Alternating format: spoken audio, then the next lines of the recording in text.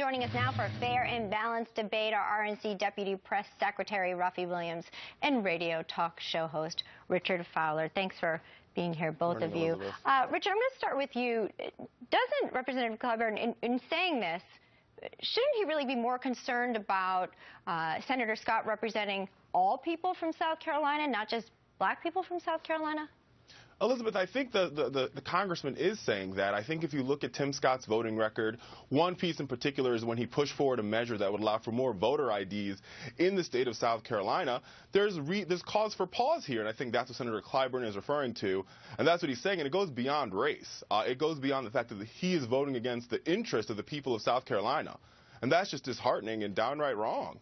Well, it doesn't seem to go beyond race if he's actually calling race into the equation here. Raffi, how do you respond to that? Well, these comments are just awful. They're offensive, and they have no place in the political dialogue. And I think what you're seeing here is he's throwing the race card into the game here when Tim Scott really works at representing all South Carolinians. He has an economic program for school choice and for job training programs that will help all South Carolinians, lift them all up. And I think to try to attack him based on race or say he has to represent only one race of people is wrong. Look, even President Obama has said he's the president for all Americans, not just African Americans, and Tim Scott's a senator from South Carolina for all Americans, not just for all South Carolinians, not just black South Carolinians.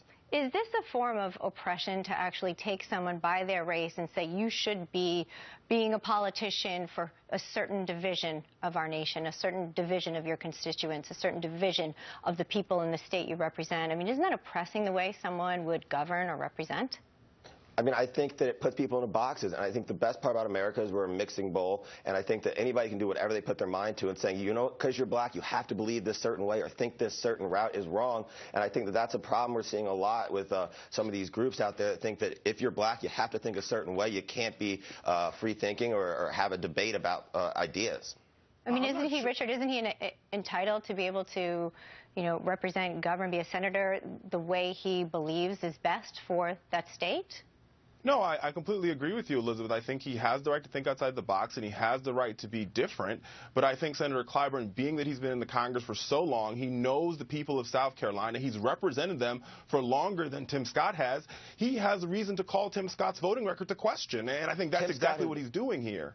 Tim Scott's been a public servant in South Carolina for the past 20 years, and I think he knows his state very well. Clyburn has been a servant for longer than that, but that goes beyond the point. He's been in the state house. He's been now in the Congress. Now he's in leadership in the Democratic Congress. This became a matter more beyond, I will say, voting. This became a matter of race when he said, based on his skin color here, he should be voting a different way. I'm paraphrasing there, but when he brings skin color in by his philosophy, then a white senator should be governing and representing and voting based on what's best for white people. No?